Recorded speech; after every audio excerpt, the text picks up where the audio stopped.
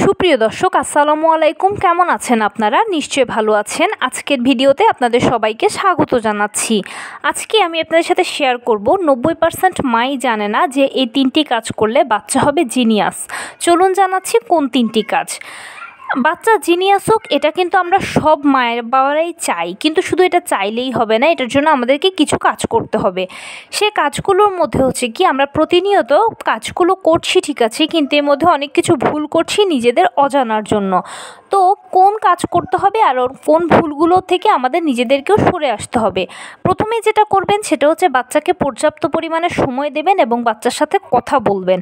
বর্তমান সময়ে আমরা বাবা মায়েরা যেরকম পেশাতেই ব্যস্ত থাকি না কেন, আমরা হতে পারি কর্মজীবী, হতে পারি গৃহিণী, আমরা আমাদের সব সার্বক্ষণিক কার্যক্রম নিয়ে ব্যস্ত থাকি এবং সময় পেলে আমরা ডিভাইসে নিয়োজিত হই। কিন্তু বাচ্চাকে যে আমরা সময় দিচ্ছি না বা বাচ্চা আমাদের থেকে যে পর্যাপ্ত পরিমাণে টাইমটা পাচ্ছে না, সেটা কিন্তু আমরা একবারও দেখছি না। বাচ্চা আমাদের আশেপাশে হয়তো খেলা করছে, ঘুরছে, আমরা মনে করছি এতেই তো বাচ্চাকে দেখাশোনা করা হচ্ছে, কিন্তু না, এটা একটা প্রপারলি ভুল ধারণা। আপনার বাচ্চাকে আপনার সময় দিতে হবে, ওর সাথে খেলা করতে হবে, ওর সাথে বেশি বেশি করে কথা বলতে হবে। আপনি যখন বাচ্চার সাথে বেশি বেশি করে কথা বলবেন তখন বাচ্চা আপনার থেকে সুন্দর কথা শিখবে, এবং আপনি যখন বাচ্চার সাথে ধীর স্থিরে শান্তভাবে কথা বলবেন সে তখন আপনার কথার মুডটাকে ফলো করবে যে আপনি কোন স্টাইলে কথা বলছেন। কেননা বাচ্চাদের কাছে বাবা মাই হচ্ছে রোল মডেল। বাবা মা যেরকমটা করে বাচ্চারা সেরকমটাই কিন্তু ফলো করে। সেই জন্য অবশ্যই বাচ্চার সাথে আপনাকে কথা বলতে হবে, আর কথা বলতে বলতে দেখবেন যে আপনি তাকে অনেক কিছু ইজিলি শেখাতে পারছেন। দ্বিতীয় যে জিনিসটা হচ্ছে সেটা হচ্ছে বাচ্চার কথাকে গুরুত্ব দেওয়া। যে সকল বাচ্চারা কথা বলতে পারে তাদের কথাকে গুরুত্ব দিন। আমরা অনেক সময় করি কি, হয়তো কাজে ব্যস্ত আছি, বাচ্চা কিছু বললো তাকে ধমক দিলাম বা বললাম যে এখন যাও পরে। এই জিনিসটা না করে বাচ্চা কি বলতে চাইছে ইনস্ট্যান্ট আমাদের কাজটাকে একটু থামিয়ে বাচ্চাকে গুরুত্ব দেওয়া উচিত, তার কথা শোনা উচিত। তার কথায় যদি খারাপ কিছু থাকে তাহলে সুন্দর করে বুঝিয়ে বলুন, এবং ভালো যদি কিছু থাকে তাহলে অ্যাপ্রিসিয়েট করুন, প্রশংসা করুন। তাহলে প্রশংসা পেলে বাচ্চারা ভেতরে বা মনে খুব খুশি হয় এবং পরবর্তীতে তারা চায় যে বাবা মা যেন আরও বেশি খুশি হয়, সেরকম খুশির কাজগুলো করতে বা ভালো কাজ করতে। এভাবে করতে করতে বাচ্চা খারাপ জিনিসটাকে অ্যাভয়েড করে ভালো জিনিসটাই অনেক বেশি শিখবে। তৃতীয় যে জিনিসটা প্রয়োজন সেটা হচ্ছে খেলা করা। বর্তমান সময়ে কিন্তু প্রযুক্তির যুগে বাচ্চারা অনেক বেশি নিউক্লিয়ার ফ্যামিলিগুলোতে যখন বাসায় থাকছে তখন তারা মোবাইলে সময় দিচ্ছে অথবা টিভির স্ক্রিনে সময় দিচ্ছে, কিন্তু এই স্ক্রিন টাইমটা কমিয়ে দিয়ে আপনি আপনার বাচ্চার সাথে খেলাধুলা করুন, অন্যান্য বাচ্চার সাথে তাকে মিশতে দিন, খেলাধুলো করতে দিন।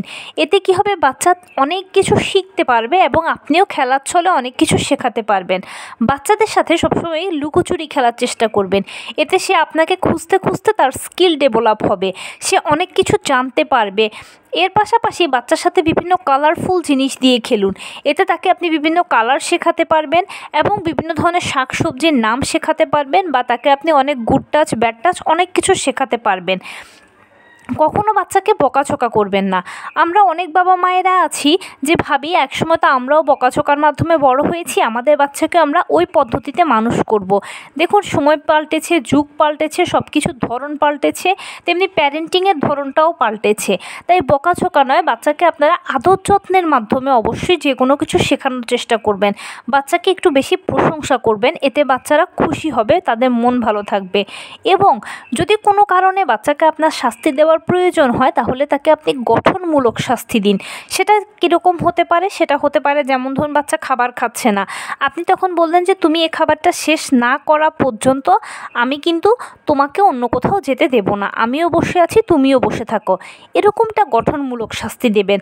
অথবা বাচ্চা হয়তো দেখা যাচ্ছে প্রচণ্ড হাত পা ছোড়াছুড়ি করছে, কোনো কথা শুনতে চাইছে না, আপনি তখন তার হাত পাগুলো ধরে বলবেন যে তুমি যতক্ষণ পর্যন্ত না শান্ত হবে ততক্ষণ পর্যন্ত আমি তোমাকে অন্য জায়গায় যেতে দেব না, আমিও বসে আছি তুমিও বসে থাকো। এই ধরনের গঠনমূলক শাস্তিগুলো যখন বাচ্চাকে দেবেন তখন দেখবেন যে বাচ্চার অনেক বেশি স্কিল ডেভেলপ হবে, সে আপনার থেকে অনেক গুড টাচ ব্যাড টাচ শিখতে পারবে ছোট বয়স থেকেই। কিন্তু তার ভালো মন্দের একটা ভালো আইকিউ তৈরি হবে এবং বড় হলে আপনার বাচ্চা কিন্তু অনেক বেশি জিনিয়াস হবে। তাই অতি অবশ্যই এই জিনিসগুলো মেনটেন করবেন। আর আরেকটা কথা আমি যেটা খুব বেশি জোর দেব সেটা হচ্ছে যে বাহিরের জগতের সাথে মিশতে দেওয়া, বাহিরের মানুষের সাথে পরিচিত হতে দেওয়া। এতে সে অচেনা মানুষ, ভালো মানুষ, মন্দ মানুষ অনেক কিছুই একটু একটু করে জানতে পারবে এবং অনেকের থেকে মিশতে মিশতে অনেক নতুন নতুন কিছু শিখতে পারবে। অনেক সময় আপনারা দেখবেন যে গ্রামের বাচ্চারা শহরের বাচ্চাদের তুলনায় অনেক বেশি অ্যাডভান্স হয়।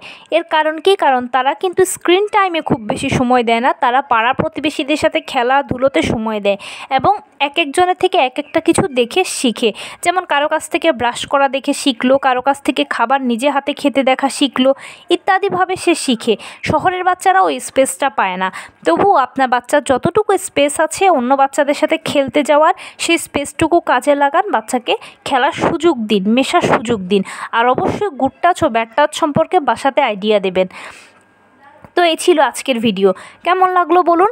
যদি ভালো লেগে থাকে ও হেল্পফুল হয়ে থাকে তাহলে প্লিজ লাইক, কমেন্ট, শেয়ার করতে একদম ভুলবেন না। আর সেই সাথে আমার চ্যানেলটিকে সাবস্ক্রাইব করার বিনীত অনুরোধ রইল। পাশে থাকা বেল আইকনটি ক্লিক করে দেবেন যেন আমি ভিডিও আপলোড করার সাথে সাথে আপনারা নোটিফিকেশান পেয়ে যান।